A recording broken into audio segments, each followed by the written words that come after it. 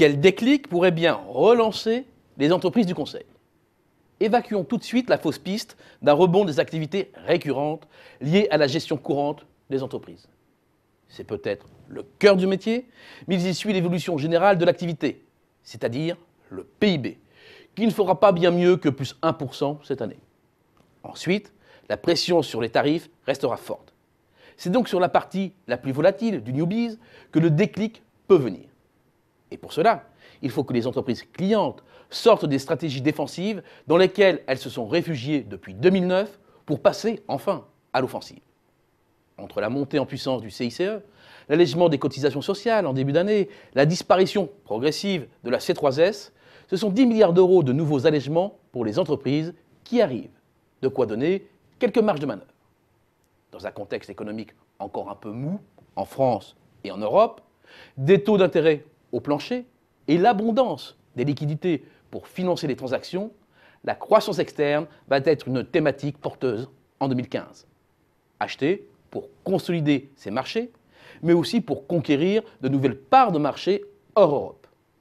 Un symptôme de cette évolution, le marché des fusions-acquisitions français a redémarré en 2014 pour atteindre 245,7 milliards de dollars pour les opérations annoncées, soit un doublement par rapport à 2013. Et 2015 devrait confirmer la mise en place d'un nouveau cycle. Sans oublier que le jeu des chaises musicales à la tête des grands groupes français, Danone, Suez, Areva, Safran, Thales, Total, EDF, GDF, préfigure des changements stratégiques et de périmètre, donc d'opérations financières. Autant d'éléments dont devraient bénéficier les cabinets d'audit, de conseil et les avocats d'affaires. Autre marché qui devrait se réactiver, celui de la cession-transmission de petites et moyennes entreprises. Precepta, qui vient de publier une étude sur le marché de la cession-transmission d'entreprises, estime à plus de 50 000 le nombre de sociétés à vendre ces 5 prochaines années. C'est un nouveau champ d'opportunités pour les prestataires de conseil, d'audit, mais également pour les professions qui gravitent autour de la cession.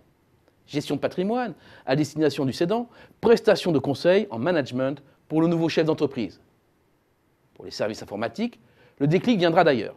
Il viendra du rebond de l'investissement, plus particulièrement de celui en information et communication, pour reprendre la terminologie de l'INSEE. Et plutôt que de se demander pourquoi il redémarrerait, il faut s'interroger sur ce qui peut l'empêcher de redémarrer. 1.